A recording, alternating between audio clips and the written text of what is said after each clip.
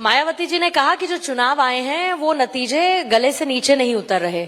ऐसे बहुत सारे लोग हैं जो शायद आपकी बात सुनकर अभी ये कह रहे होंगे कि जो अखिलेश यादव जी कह रहे हैं वो गले से नीचे नहीं उतर रहा। कांग्रेस की शर्मनाक हार, बीजेपी की प्रचंड बहुमत से जीत, बीजेपी के लिए चिंता का विषय परिवर्तन के रूप में कैसे अखिलेश यादव जी? आज की जीत जो हुई है, हो सकता है वो कल बीजेपी की हार हो का संदेश हो। और जब आप ही लोग कह रहे हैं, मैं तो सभी चैनलों को देखा हूं, यहां जो लोग बैठे हैं उन्होंने भी चैनल्स देखे होंगे या जो अखबारों में देखा होगा, पढ़ा होगा, उन्होंने कहा कि जनता का परिवर्तन का मूड था। राजस्थान में परिवर्तन क्यों आया? क्योंकि जनता परिवर्तन चाहती थी। छत्तीसगढ़ में क्यों परिवर्तन आया? मैंने तो बीजेपी के स्पोक्स पर्सन को सुना कि जनता परिवर्तन चाहती थी। तो अगर जनता ही परिवर्तन चाहती थी, तो अगर हम इन 4 स्टेट्स के चुनाव को एनालिसिस करें तो यही बात समझ में आती है कि जनता परिवर्तन चाहती है। तो फिर दिल्ली का चुनाव जब होगा तो परिवर्तन क्यों नहीं जनता चाहेगी? तो ये चिंता का विषय है भारतीय जनता पार्टी के लिए।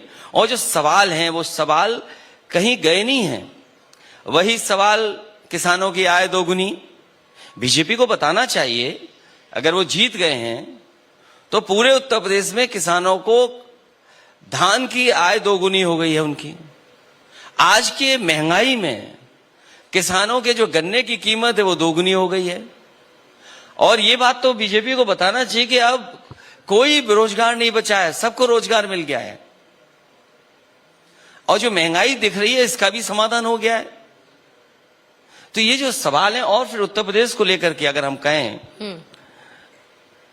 उत्तर प्रदेश में ये कहा गया कि आने वाले समय में उत्तर प्रदेश की $1 ट्रिलियन की इकोनॉमी होगी।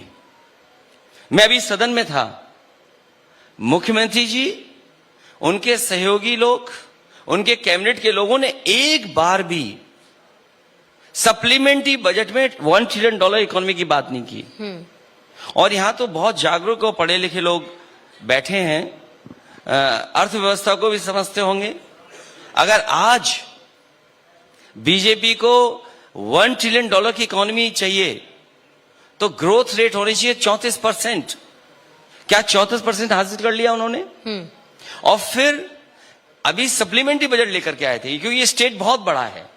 यहां से प्रधानमंत्री जी हैं, यहां से और भी मंत्री हैं, यही प्रदेश सरकार बनवाता है। तो अगर सप्लीमेंट्री बजट लेकर के आए हैं तो खर्च कितना किया है पुराने बजट में?